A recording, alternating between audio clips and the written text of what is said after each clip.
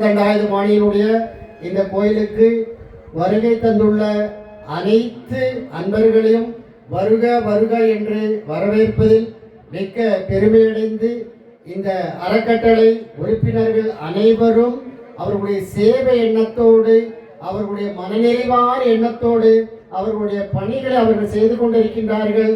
அவர்களுக்கு இறைவன் நல்ல உடல் ஆரோக்கியத்தையும் மன ஆரோக்கியத்தையும் தர வேண்டும். எல்லாம் வல்ல இறைவன் ஒவ்வொரு நாளும் நாம் செய்கின்ற அந்த சேவை என்பது அந்த மக்கள் தொண்டை மகேசன் தொண்டை என்று சொல்கின்றோம்.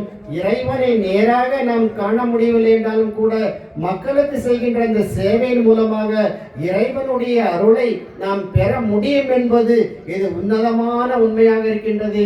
அதனால் இப்பொழுது இங்கே 37வது ஆண்டு அந்த காவடி பெருவிழா சீரும் சிறப்புமாக நடைபெற்றுக் கொண்டிருக்கின்றது.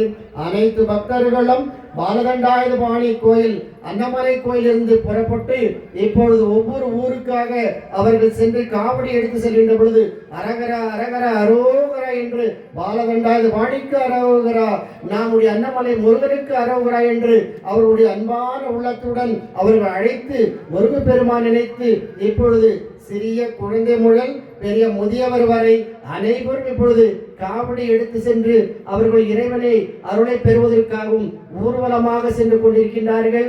அவர்கள் வருகின்ற பொழுது பொதுமக்கள் அவர்களுக்கு அன்புள்ளத்தோடு வரவேற்று அவர்களுடைய உள்ள குறைகள் எல்லாம் வல்ல இறைவன் தீர்த்து வைக்க வேண்டும் என்ற ஒரு பொதுவான எண்ணம் இருக்க வேண்டும். நம்முடைய அந்த கூட்டு பிரார்த்தனை என்பது இந்த உலக மக்களை எல்லாம் அது சிறப்பு செய்ய என்பது உண்மையாக இருக்கின்றது. இந்த காவடி திருவிழா பெருவிழா இந்த சித்திரை முதல் நாளில் சிறப்பாக நடைபெற்றுக் கொண்டிருக்கின்றது. இங்கே ஏராளமான பக்தர்கள் ஒவ்வொரு மாவட்டத்திலிருந்தும் ஏராளமான பக்தர்கள் வந்து கொண்டிருக்கிறார்கள். அவர்கள் வந்த மக்களை இந்த அறக்கட்டளை மூலமாக வருக வருக வருக என்று மிக்க அன்புடன் வரவேற்கின்றோம்.